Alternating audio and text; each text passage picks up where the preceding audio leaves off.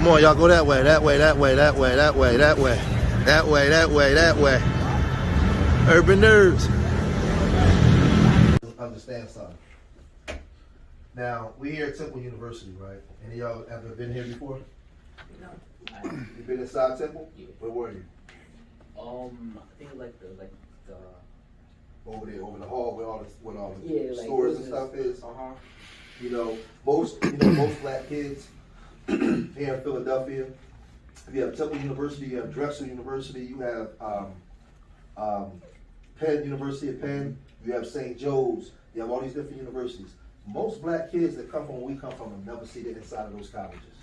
You'll drive by, you'll walk by. Some of y'all never even walk through the courtyards. You'll never see the inside. You know, so your idea of success is very limited. The bar set for young black boys your age, where we come from, is very low. The expectations is very low. Because a lot of times when we're being raised up, we're not taught to have high standards for ourselves. So I bring you guys to this university for you to start thinking different. I want you to see different people. When you go home and you lay down at night, I want you to start thinking different.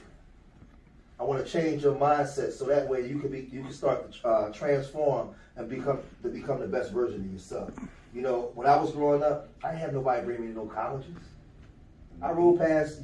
We used to go. You know, to be honest, we used to go to down to the colleges to rob the students.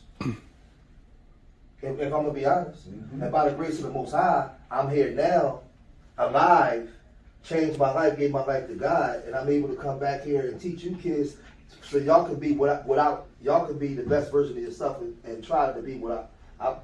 It took me a long time to figure it out. I had to go through a lot of heartache and pain, and when he was born, I knew I had to really change my life. And now I want to pour back into you guys and give you guys all the advantages that you can get that people probably gave me the advantage, Billy, but I wasn't listening. Oh, absolutely. Because it wasn't like it wasn't people there that was, trying. I wasn't listening. I was hard-headed. So like you was one of them kids that was like, you ain't like people telling you nothing. Because that's like me. I don't like when people tell me something. I grew up in the crack era. Tell them what scared you to make you want to change. What scared me to make me want to change was going to jail for the rest of my life. See, you think you're big and bad until you get in jail. And not just being in jail and being scared of people. Just when you get in there and you look at that wall, you like, man, I can't leave. There's no key to, you can't just get up. Hey, it's 7:30 is the game. No, you want a phone call. You got to hope that your girl answer the phone, but she don't answer the phone. And if your mama died while you were in jail, nobody cares. Imagine you just had to sit in there for the rest of your life on a little mattress in a steel bed with a mattress about an inch thick. You had to lay on something like that for the rest of your life. A room about the third of this side. You sharing it with somebody else. When you go to the bathroom, if you got to take a poop, your cellie is in there, right there, and there with you. There's nowhere to go. The room is like the half of this table, and you stuck in there, and you in that something like that for the rest of your life. I said, no, this ain't the way. But when I got to prison, there was a man named Zachary Ricketts from the Nation of Islam that was there, and he talked to me. And he told me that I wasn't a nigga. And I didn't know what he was talking about. Like, what do you mean? And he started to explain to me the traps that we was caught up in. And what he did was he started to make me see myself and see the shame in what I was doing.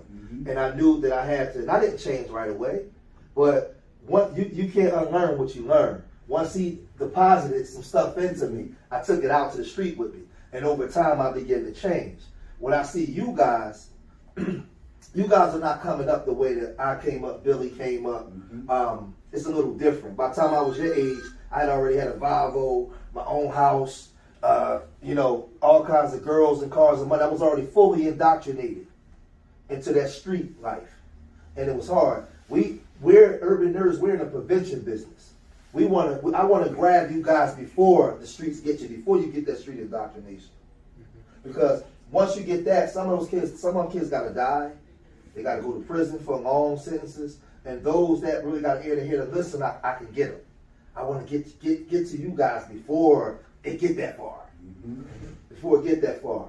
And take you to different places. Urban nerds, we want to go to Africa. We want to go to London. We want to go to France. There's a big world out here outside of Philadelphia in a block. I mean, a big world. And guess what? It's a big world right here in Philadelphia that you guys, most, a lot of you kids would never be exposed to. I mean, it's right there in front of you. But I didn't see the big world until my eyes was changed, my vision was changed to something different. And when I stepped out, Billy, I said, oh, I didn't know this was out here. Even though we was going and robbing students and doing all kinds of stuff, and I was selling all kinds of drugs, making money, it wasn't until I got away from that and went into, and I looked around and I said, man, I didn't know all this kind of stuff was this. And I didn't know that this stuff was for me. If you guys like what you're seeing, his name is George Macon, and you can support him. His link is in the video description. Urban Nerds Worldwide Organization. Youth nonprofit, and says the city and state need to be doing more. These kids are walking, they fully masked up, but they don't even have to have a mask on. And the question is not asking the State Department, how is it, why is you make it so hard for you to get a gun, but these kids can just order a gun offline, put it together, and they got these switches and machine guns. What are y'all doing about it? You can see blood splatterings from the shooting last night from the children running. They was getting hit, man, running from machine gun fire, man. They just, like, we slaughtering each other, man. We just slaughtering the babies. But, like, just, these were children. These were not grown-ups that was getting shot, man. And this is the stuff that's going on out here, man. They didn't even come clean it up. They didn't even come clean it up. But they got shot at the school. They got shot at the school, and they ran about 1.5 blocks. Bloody. So it's like a bloody trail about 1.5 blocks for them running, man. And this was at an elementary school, so whoever the other gang was, they must have waited for them to come outside. When they came outside, they just opened fire.